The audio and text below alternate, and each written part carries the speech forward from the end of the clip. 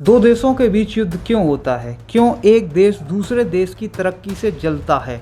इस बात का जवाब सुसाइडस ने ये कहते हुए दिया कि ताकतवर वह करेगा जो वह करना चाहता है और कमज़ोर उसको सहेगा क्योंकि वह कुछ कर नहीं सकता।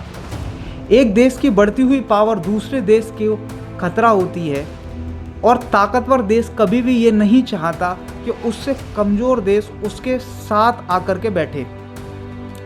इसी सभी के चक्कर में दोनों ही देशों में एक सिक्योरिटी डिलेमा क्रिएट हो जाता है और दोनों ही देश फिर अपनी अपनी ताकत बढ़ाने में लग जाते हैं और फिर शुरू होती है आर्म्स रेस।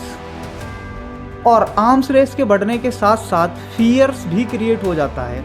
सिक्योरिटी डिलेमा बढ़ी, सिक्योरिटी डिलेमा ने आर्म्स रेस को बढ़ाया और आर्म्स रेस ने उन दोनों में फिर फियर्स जगा दिया, दोनों में डर आ गया और फिर शुरू हो जाते हैं अटैक। फिर एक देश दूसरे देश पर अटैक करता है, दूसरा देश उस पर अटैक करता है और आपस में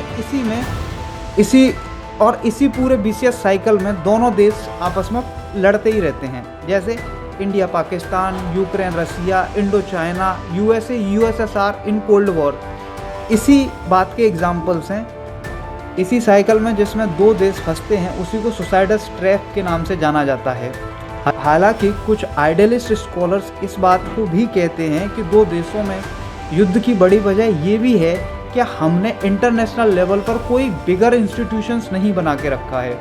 इसी बात की चहल करते हुए विंस्टन चर्चिल ने लीग ऑफ नेशंस का आइडिया सुझाया, जो बाद में जाकर के लीग ऑफ नेशंस तो फेल हो गई, लेकिन बाद में यूनाइटेड नेशंस का गठन हुआ। लेकिन यूनाइटेड नेशंस ने कितने युद्धों को रोका, ये यूनाइटेड नेशंस की खुद की क्रेडिबिलिटी पर क्वेश्चन मार्क है। वहीं चाइना ने इस बात का बड़ा अच्छा तोड़ निकाला। डेन जियोपिंग, जो कि मॉडर्न चाइना के फादर कहे जाते हैं, उन्होंने कहा hide your strength, wide your time's, यानी कि अपनी ताकत को तब तक छुपा करके रखो जब तक आपका समय नहीं आ जाता।